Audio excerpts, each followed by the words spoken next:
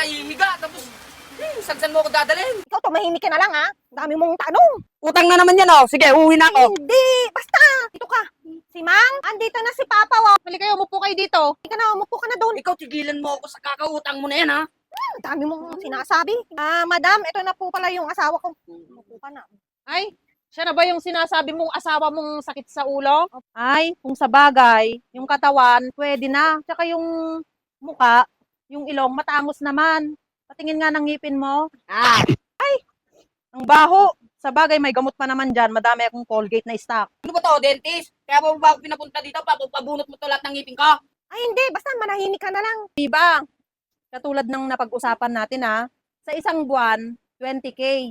Sa isang taon, 100K. Pero pag hindi mo siya natubos at narimata, akin na siya. Hindi mo na makukuha kahit kailan.